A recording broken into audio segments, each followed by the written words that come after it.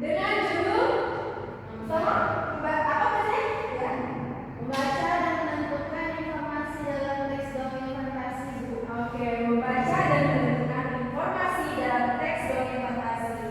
Oke, minggu lalu kita udah belajar apa itu tentang dongeng fantasi.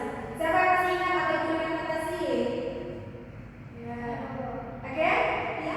Dongeng yang isinya tidak nyata, tidak fakta. Oke, dongeng yang isinya tidak nyata dan tidak fakta. Ada lagi? Ya. Oke. Dari berupa cerita yang tidak nyata biasanya dari imajinasiku. Ada lagi? Oke, sudah. Oke, Ibu jelaskan apa yang dimaksud dengan dongeng fantasi. Nah, di sini, Pak tolong dibaca. Dongeng fantasi adalah cerita dakwaan yang berisi hal-hal yang tidak nyata, imajinatif, dan mustahil terjadi dalam kehidupan sehari-hari. Cerita fantasi biasanya memiliki tokoh, tempat, makhluk, atau peristiwa yang berada di luar logika. Misalnya, Bu, makhluk gaib, makhluk ajaib, sihir, kekuatan super, atau dunia paralel. Oke, di sini dongeng fantasi adalah cerita dakwaan yang berisi hal yang tidak nyata. Hal yang tidak nyata. Contoh hal yang tidak nyata itu seperti apa? Peri, apa lagi? Putri Duyung, terus apa lagi? Superman. Ada banyak banget kan? Ada banyak sekali hal-hal yang tidak nyata. Nah, itu disebut dengan fantasi atau hal-hal yang tidak akan pernah ada dan tidak akan pernah terjadi di dalam kehidupan nyata. Nah, dan cerita dongeng fantasi ini juga imajinatif dan mustahil terjadi dalam kehidupan sehari-hari. Nggak mungkin kan dalam kehidupan sehari-hari ada Putri Duyung. Pernah lihat nggak Putri Duyung? Nggak pernah kan? Pernah lihat nggak Spiderman yang lompat dari gedung satu ke gedung yang lain? Nggak pernah. Nah, jadi dan cerita fantasi ini memiliki tokoh, tempat, dan makhluk atau peristiwa yang berada di luar logika.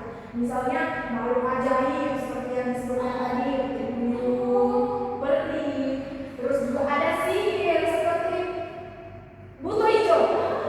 Buto hijau dia itu memiliki sihir. Betul? Dia bisa menciptakan manusia dari dari dalam timun. Dia bisa melahirkan bayi dari dalam timun. Nah, kekuatan super seperti tadi Spiderman atau dunia paralel. Biasa ini dunia paralel itu seperti apa? Dari dunia nyata ke dunia peri. Nah, boleh seperti itu. Gitu contohnya ya.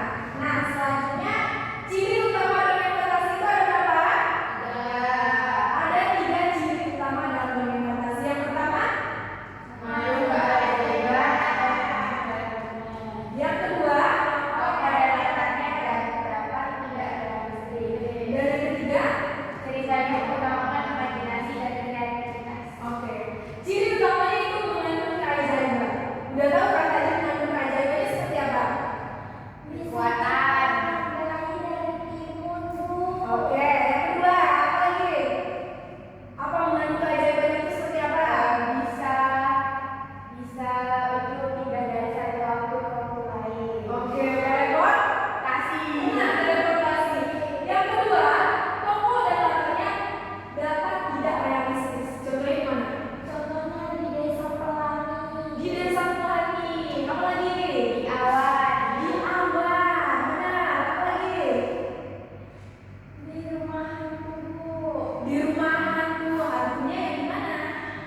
Hantunya yang tidak nyata, Bu. Ya, yang tidak nyata. Hantu ya memang tidak nyata. Ada yang pertama gitu ya. Dan yang ketiga ceritanya mengutamakan imajinasi dan kreativitas. Nah, cerita dongeng fantasi ini itu isinya tuh imajinasi penulisnya tentang dunia fantasi. Peri yang tinggal di kerajaan awan, monyet yang bisa berbicara, binatang-binatang yang bisa berbicara seperti layaknya manusia. Nah, itu membutuhkan imajinasi dan kreativitas sang penulis. Berarti Ibu seperti cerita kancil dong, Bu.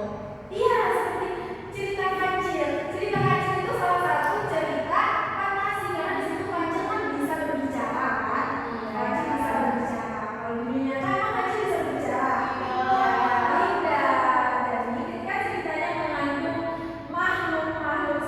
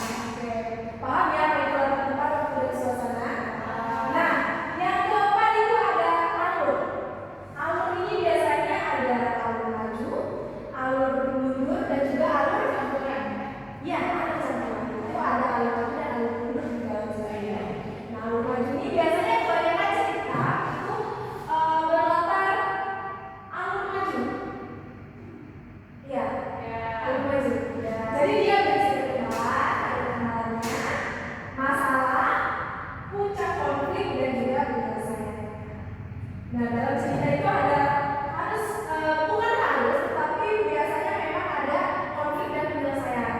Kalau ada konflik dalam cerita, maka ada penyelesaian di dalamnya. Jangan hanya sampai konflik aja, tidak ada penyelesaian. Maka orang yang membaca akan berpikir ini ceritanya sudah selesai atau belum. Iya, bingung, jadi bingung kita. Ini ada masalah atau nggak ada penyelesaiannya seperti itu. Ya, jadi yang kelima ada konflik. Konflik ini apa? Masalah apa? Masalah yang tokoh. Nah, baca. Konflik ini masalah yang dihadapi tokoh, misalnya tokoh dengan tokoh, tokoh dengan makhluk ajaib, atau tokoh dengan dirinya sendiri. Jadi masalah atau konflik ini biasanya dihadapi oleh tokoh di dalam sebuah ceritanya, misalnya tokoh dengan tokoh, bisa tokoh dengan makhluk ajaib, dan juga bisa tokoh dengan dirinya sendiri. Nah, yang keempat, dalam sebuah cerita pasti ada amanat. Amanat ini apa? Moral yang ingin disampaikan, misalnya keberanian, kejujuran, atau ketulusan. Nah, iya, pesan moral yang ingin disampaikan, misalnya keberanian, kejujuran, atau ketulusan. Dalam cerita Teman Emas itu amanatnya apa? Berusaha, Keberanian. ya, Keberanian itu untuk mengalahkan butuh hidup. ya, jadilah wanita seseorang yang berani untuk melawan untuk melawan masalahnya. Gitu. Jadi paham ya? Unsur-unsur dongeng ada berapa? Yang pertama, kedua, yang ketiga, yang keempat, lima, dan yang terakhir Amanah. Oke, yang selanjutnya.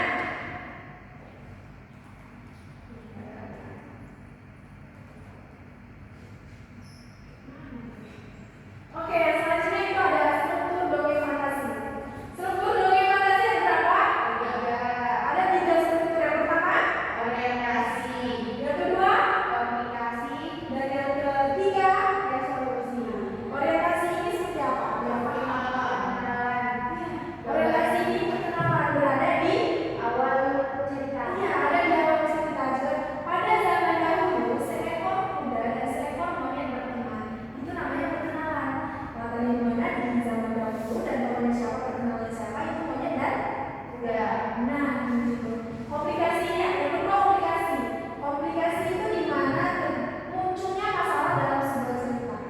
Setelah orientasi di pertemanan. Iya, betul. Contoh komplikasi di Timun Mas di mana? Untuk hidupnya datang mewakili menang. Benar. Komplikasi terjadi itu di tengah-tengah cerita biasanya. Sebenarnya tadi di Timun Mas ketika orang tuanya Timun Mas meminta anak kepada Buto Ijo, dan Buto Ijo kan menagih janji, dan di situ baru munculnya konflik. Nah, yang ketiga ada resolusi. Masalahnya selesai. Resolusinya gimana kalau Timun Mas? Akhirnya Timun Mas bisa mengalahkan Buto Ijo dan kembali ke rukun ini. Oke, bagus sekali Nanda. Nah, orientasi perkenalan, komunikasi adalah masalah yang muncul di tengah-tengah cerita. Bisa fokus kan? Oke, bisa tetap. Oke. Yang ketiga adalah resolusi, di mana masalah yang muncul, masalah yang terjadi itu terselesaikan. Maka itu disebut dengan resolusi. Ada yang bertanya di slide ini? Ya. Cukup? Oke, kita lanjut ke slide berikutnya ya. Nah, ditutup ya. Bisa dibaca? Bisa? Di sini ada cerita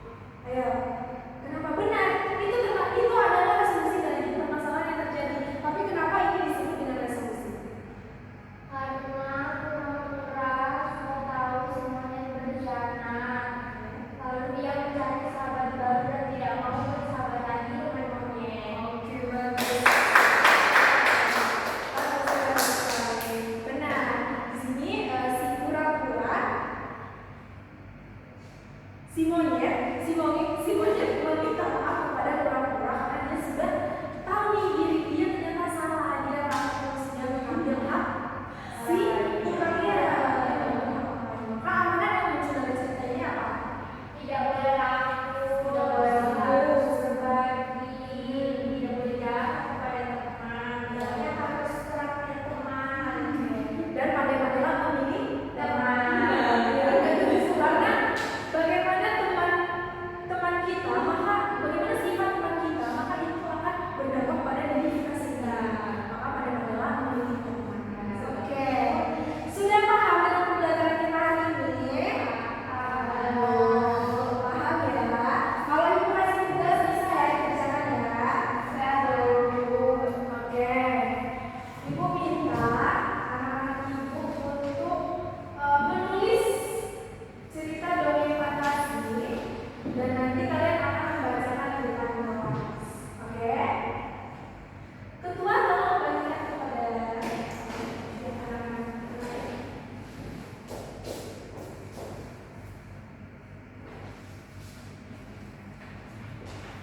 Oke, sudah dapat semua? Sudah. Oke, di situ ada panduannya untuk bagaimana cara tema apa yang harus ditulis. Sudah ada di situ, kalian bisa menulisnya. Dan setelah selesai menulis, ibu minta nanti untuk dibacakan di depan dan ditunjukkan amanat cerita dari yang kalian tulis. Oke? Oke, terima kasih untuk hari ini. Wassalamualaikum.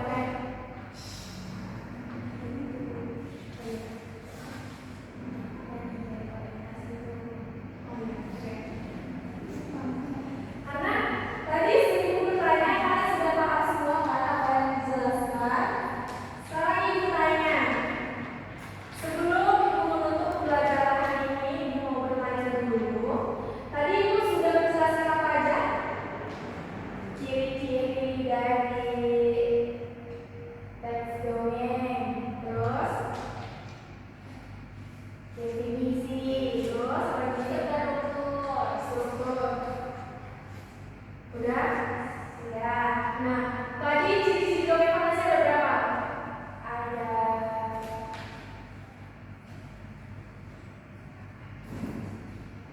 Ada 3, Bu. Ada 3. Yang pertama apa? Keajaiban tadi. Mengandung keajaiban. Yang kedua? Ada tokohnya, ada latarnya. Ada tokohnya, ada latarnya. Terus? Ceritanya itu mengutamakan imajinasi. Oke, kita pandai. Nah, yang selanjutnya tadi ada struktur. Strukturnya tadi ada berapa? Ada 3. Oke, ada 3 struktur. Yang pertama apa? Orientasi, komplikasi, dan resolusi. Pintar sekali, Nanda. Pintar sekali. Nah, yang kalau tadi unsur-unsurnya ada berapa? 6. Pertama, Ada tema, tokoh, latar, alur, konflik, dan amanat. ada 6. Nah, oke, benar semuanya. Jadi siapa yang bisa menyimpulkan pelajaran kita hari ini? Yang bisa menjawab nanti ibu kasih permen. Nilainya ditambah. Ayo, siapa yang bisa menyimpulkan? Ayo, Oke, Mia. jadi definisi teks fantasi itu adalah cerita yang tidak nyata seperti itu. Jadi dia disebut teks imajinasi. Oke. Terus tunggu strukturnya ada 3. Habis itu unsur-unsur dongengnya ada 6. Seperti itu. Unsurnya ada tema, tokoh, dan pertokohan, latar, alur, konflik, dan amanat. Dan cerita apa tadi yang terakhir kita baca? Aku kura-kura dan monyet yang rapuh. Oke, pintar sekali. Karena hari ini sepertinya anak-anak ibu sudah paham dan kita juga sudah membaca dongeng fantasi, sudah menjelaskan definisinya, unsur-unsurnya, ciri dan strukturnya. Maka ibu harap anak-anak ibu semua bisa memahami dan bisa